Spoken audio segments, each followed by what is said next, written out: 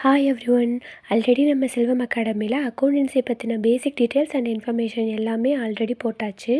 பார்க்காதவங்க அதை பார்த்துட்டு வாங்க. ஜஸ்ட் ரீகால் பண்ணிவிட்டு நம்ம கிளாஸ்க்குள்ளே போயிடலாம். அக்கௌண்டன்சி பொறுத்த வரைக்கும் ஜூனியர் அண்ட் சீனியர்னு 2 கிரேட் இருக்குது. Accountancy junior paper 1 paper 2, accountancy senior also paper 1 paper 2 இருக்குது. இது ரெண்டுமே 100 மார்க்ஸ் இருக்கும். டோட்டலி உங்களுக்கு அக்கௌண்டன்சி ஜூனியர் 200, அக்கௌண்டன்சி சீனியர் 200 இருக்குது. Eligible mark 45. நீங்கள் ஃபஸ்ட் பேப்பரில் 30, செகண்ட் பேப்பரில் 90 எடுத்தாலும் நீங்கள் அதில் ஃபெயில் தான். ஃபஸ்ட் பேப்பர் அண்ட் செகண்ட் பேப்பர்லேயும் ரெண்டுலேயும் மினிமம் 45 மார்க்ஸ் இருந்தால் தான் உங்கள் பேப்பரை வேல்யூ பண்ணுவாங்க. ஓகே, வாங்க நம்ம இப்போ கிளாஸ்க்குள்ளே போகலாம். அக்கௌண்ட்ஸை பொறுத்த வரைக்கும் இந்த 3 ரூல்ஸ் தான் ரொம்ப பேசிக். இதை நம்ம கோல்டன் ரூல்ஸ்னு கூட சொல்லுவாங்க. Personal account, real account, nominal account.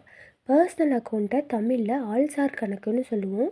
Real அக்கௌண்ட்டை சொத்து கணக்கு, நாமினல் அக்கௌண்ட் பெயரளவு கணக்குன்னு சொல்லுவாங்க. இப்போது பர்சனல் அக்கௌண்ட்டை பொறுத்த வரைக்கும் debit the receiver, credit the giver. அது என்ன மேம் டெபிட் கிரெடிட் அப்படின்னு கேட்டிங்கன்னா, தமிழில் வரவு செலவுன்னு சொல்லுவாங்க. ஓகேங்களா? ஜேர்னல் என்ட்ரி, அதாவது நீங்கள் குறிப்பேட்டில் இதை என்ட்ரி பண்ணுறீங்கன்னு வச்சுக்கோங்களேன். உங்களுடைய அன்றாட செலவுகள் இல்லைனா அன்றாட நடவடிக்கைகள், டெய்லியும் நடக்கிற ஒரு ட்ரான்சாக்ஷனை நீங்கள் நோட் பண்ணி வைக்கணும் அப்படின்னு நினச்சிங்கன்னா, அதுக்கான ஃபர்ஸ்ட்டு ஸ்டெப்பாக நம்ம ஜேர்னல் என்ட்ரி தான் போடுவோம். ஓகேங்களா? குறிப்பேடு தான் போடுவோம். அதில் தான் 2 காலம் இருக்கும், வரவு செலவுன்னு. அதுதான் டெபிட் அண்ட் கிரெடிட். ஓகேங்களா? இப்போது நம்ம இந்த 3 ரூல்ஸ் மட்டும் கரெக்டாக ஞாபகம் வச்சுட்டோம் அப்படின்னா நமக்கும் அக்கௌண்ட்ஸ் ரொம்ப ரொம்ப ஈஸி. நம்மளும் ஒரு அக்கௌண்டண்ட்டாக சேஞ்ச் ஆகிடலாம். ஓகேங்களா? இப்போது debit the receiver, credit the giver. Okay, இப்போ யாருங்க மேம் டெபிட்டர், யாருங்க மேம் கிரெடிட்டர்னு கேட்டிங்கன்னா, ஒரு பெனிஃபிட்டை கம்பெனிக்கு கொடுக்குறவங்க கிரெடிட்டில் வருவாங்க. அதே பெனிஃபிட்டை ரிசீவ் பண்ணுறவங்க டெபிட்டில் வருவாங்க. ஓகேவா? எனக்கு புரியலங்க மேம், இன்னும் கொஞ்சம் ஈஸியாக சொல்லுங்கன்னு கேட்டிங்கன்னா, இப்போது ஒரு 2 பர்சன் இருக்காங்க. ஓகேங்களா? For example, first person Suresh. Suresh Suresh receive goods. ஓகேங்களா? அவர் ஏதாவது ஒரு கூட்ஸை வாங்குறாரு. இல்லைன்னா சுரேஷ் ரிசீவ் மணி. ஓகேங்களா? ஏதாவது ஒரு சொத்தையோ இல்லது ஒரு மணியோ வாங்குறாரு. அப்படிங்கும்போது அவர் டெபிட்டில் வருவார். பிகாஸ் அவர் தான் யார், ரிசீவராக இருக்காங்க. ஸோ ரிசீவராக இருக்கும் பொழுது அவங்க டெபிட்டில் வருவாங்க. இதுவே கிரெடிட்டில் எப்போ வருவாங்கன்னு கேட்டிங்கன்னா, ஒரு பெனிஃபிட்டாக கொடுக்கும் பொழுது. அதாவது இப்போ அதே சுரேஷ் ஒரு கம்பெனியை ஸ்டார்ட் பண்ணணும்னு நினைக்கிறாரு.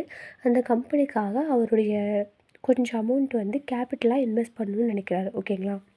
அப்போது அந்த கம்பெனியை பொறுத்த வரைக்கும் பெனிஃபிட், அந்த இடத்துல என்ன பெனிஃபிட்டு, கேபிட்டல் தான் பெனிஃபிட். ஓகேங்களா? அது யார் கொடுக்குறாங்க, சுரேஷ்.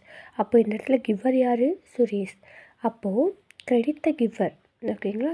கேபிட்டலாக கொடுக்குறாங்க பார்த்தீங்களா, அதுதான் பர்சனல் அக்கௌண்ட்டில் கிரெடிட்டில் வரும். ஓகேவா? இப்போ debit the receiver, credit the giver. தெளிவாக புரிஞ்சுதுங்களா? எகெயின் சொல்கிறேன், ஒரு பெனிஃபிட்டை ரிசீவ் பண்ணுறாங்க அப்படின்னா அவங்க டெபிட்டில் வருவாங்க.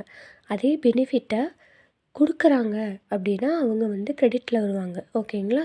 பர்சனல் அக்கௌண்ட்டை பொறுத்த வரைக்கும் ஃபுல் அண்ட் ஃபுல் ஒரு பர்சனை மட்டுமே சார்ந்து வரும். ஓகேங்களா? அதாவது இந்த ஆள்சார் கணக்கு பொறுத்த வரைக்கும் ஆட்கள் சம்மந்தப்பட்ட மாதிரி தான் வரும்.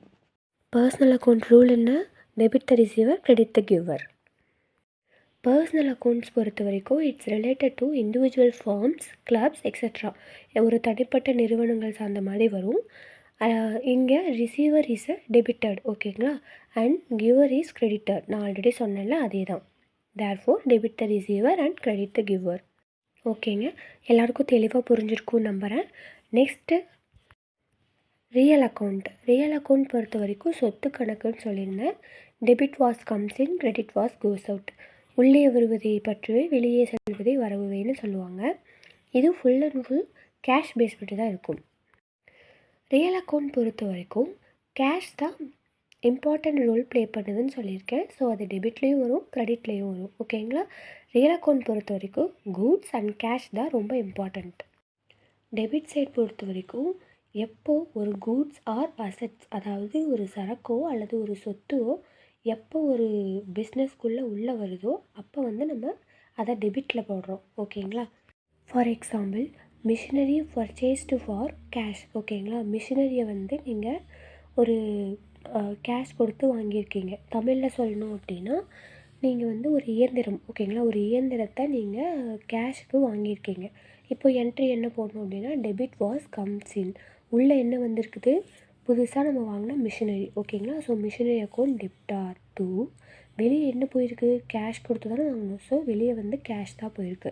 Credit what's goes out cash. அப்போ என்ட்ரி என்ன வரும், machinery account debtor to cash account. ஓகேங்களா. ஓகே மேம், அது என்னங்க மேம் பேங்க் அக்கௌண்ட்டில் வந்து பேங்க் ஃபண்ட்ஸ் ஆர் ரிசீவ்னு போட்டிருக்கு அப்படின்னு கேட்டிங்கன்னா, பேங்க் சம்மந்தமான ட்ரான்சாக்ஷன் நம்ம யூஸ் பண்ணும்போது அதை நம்ம டெபிட் பண்ணுவோம். ஃபார் எக்ஸாம்பிள், நம்ம வந்து ஒரு பிஸ்னஸ் யூஸ்க்காக நம்ம கேஷ் டெபாசிட் பண்ணுறோம். டெபாசிட் பண்ணதை வந்து ஒரு ஆஃபீஸ் யூஸ்க்காக நம்ம வந்து வித்ட்ரா பண்ணுறோம். ஆர்எல்ஸ் செக் ஏதாவது இஷ்யூ பண்ணுறோம், இல்லைனா அந்த செக்கை ரிசீவ் பண்ணுறோம். இந்த மாதிரியான ட்ரான்சாக்ஷனை வந்து நம்ம மேக் பண்ணும் பொழுது, இப்போ for example cash deposit into பேங்க்னு வச்சுக்கோங்களேன். நம்ம வந்து பேங்க்கில் போய் கேஷை டெபாசிட் பண்ணுறோம் அப்படின்னா, நம்மக்கிட்டேருந்து கேஷ் தான் வெளியே போகுது இல்லைங்களா.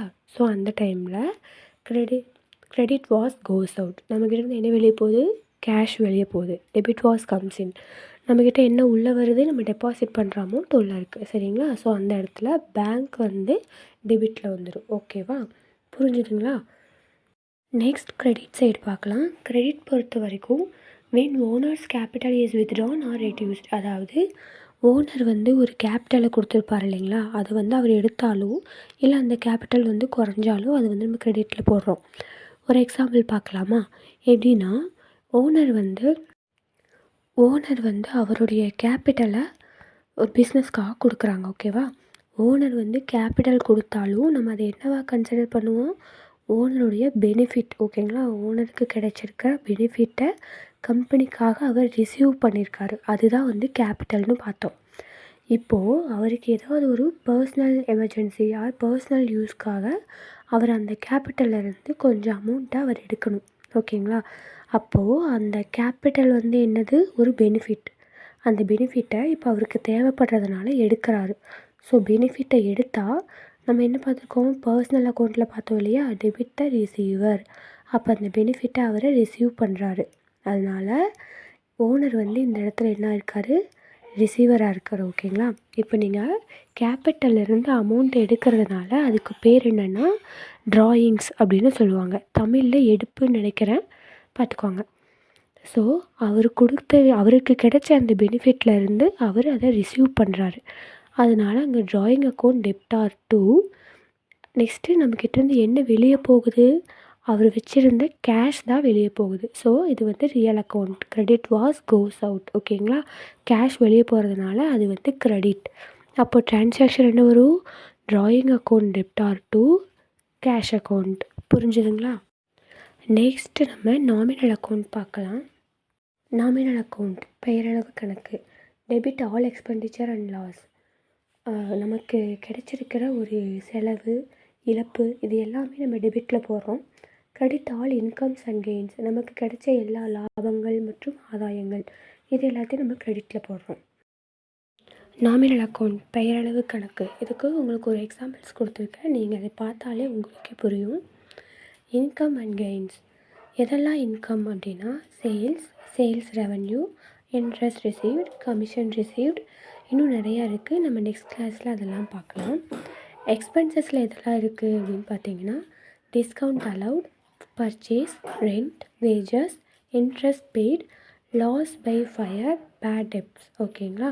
ஒரு சில எக்ஸாம்பிள்ஸ் பார்க்கலாம், எதெல்லாம் இன்கம் வரும், எதெல்லாம் லாஸில் வரும் அப்படின்னு ஒரு சில எக்ஸாம்பிள்ஸ் கொடுக்குறேன், அதை வச்சு பார்க்கலாம். Goods sold for cash. ஓகேங்களா. நம்ம சரக்கு வந்து விற்றுருக்கோம், ஒரு 20,000 விற்றுருக்கோன்னு வச்சுக்கோங்களேன். அப்போது நம்ம விற்றதுனால நமக்கு என்ன கிடைக்கும், லாபம் கிடைக்கும். அதாவது சேல்ஸ் பண்ணதுனால இன்கம் கிடைக்கும். இன்கம் எங்கே வரும், கிரெடிட்டில் வரும். அப்போ சேல்ஸ் வந்து எது, கிரெடிட்.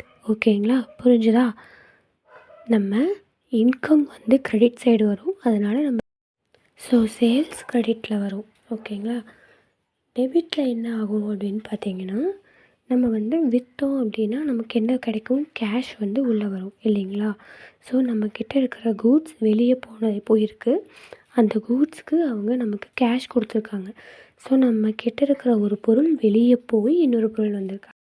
ஸோ என்ட்ரி என்ன வரும், cash account debtor to sales account. Okay students, இது வரைக்கும் பார்த்த எல்லாமே உங்களுக்கு புரிஞ்சிருக்கும்னு நினைக்கிறேன். நெக்ஸ்ட்டு வீடியோவில் இந்த 3 ரூல்ஸ் பேசிக்காக வச்சு எப்படி ஒரு ஜேர்னல் என்ட்ரி மேக் பண்ணலாம் அப்படிங்கிறத நெக்ஸ்ட் வீடியோவில் பார்க்கலாம்.